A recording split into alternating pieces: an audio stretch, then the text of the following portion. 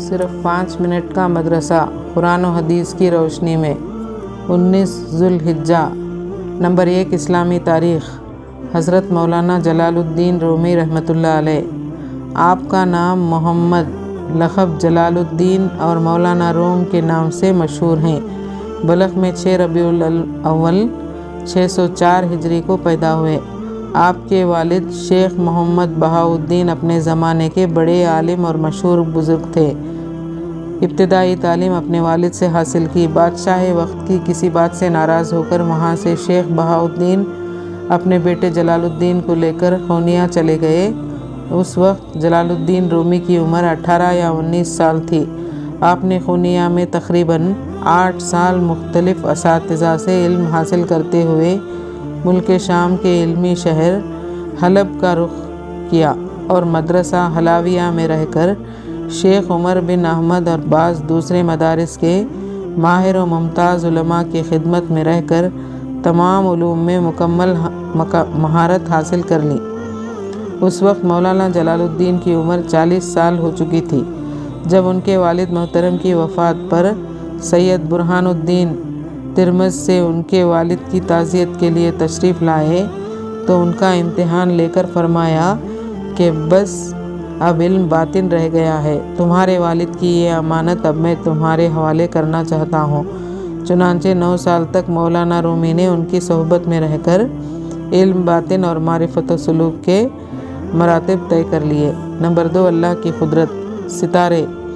رات میں کھلے آسمان پر بے شمار ستارے چمکتے ہوئے نظر آتے ہیں۔ ان ستاروں کی چمک اور روشنی سے آسمان بڑا خوبصورت دکھائی دیتا ہے۔ خود اللہ تعالیٰ فرماتا ہے، ہم نے آسمان دنیا کو روشن چراغوں سے زینت عطا فرمائی۔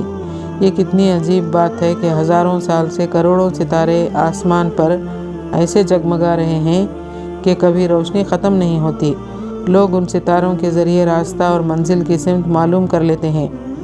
آج کے ترقی یافتہ زمانے میں بھی رات میں جہاز کے کپتان ستاروں کی مدد سے رخ معلوم کرتے ہیں۔ ان ستاروں کا برابر چمکنا اور وقت مقررہ پر نکلنا اللہ کی قدرت کی عظیم نشانی ہے۔ نمبر 3 ایک فرض کے بارے میں تقدیر پر ایمان لانا۔ رسول اللہ صلی اللہ علیہ وسلم نے فرمایا، ہر چیز تقدیر سے ہے، یہاں تک کہ آدمی کا ناکارہ اور ناقابل ہونا اور قابل و ہوشیار ہونا بھی تقدیر ہی سے ہے۔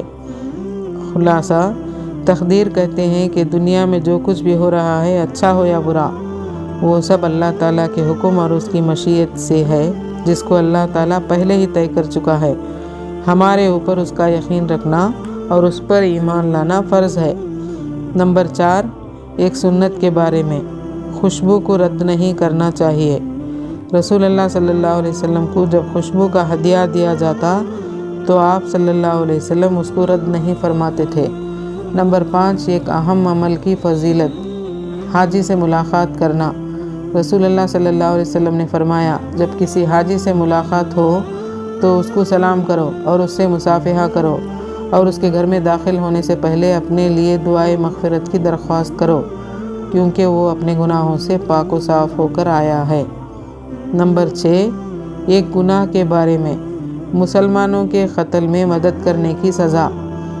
رسول اللہ صلی اللہ علیہ وسلم نے فرمایا، جو شخص کسی مسلمان کو قتل کرنے میں مدد کرے، اگرچہ ایک لفظ بول کر ہی ہو، تو قیامت کے دن اس حالت میں آئے گا کہ اس کی پیشانی پر لکھا ہوگا کہ اللہ کی رحمت سے محروم ہے۔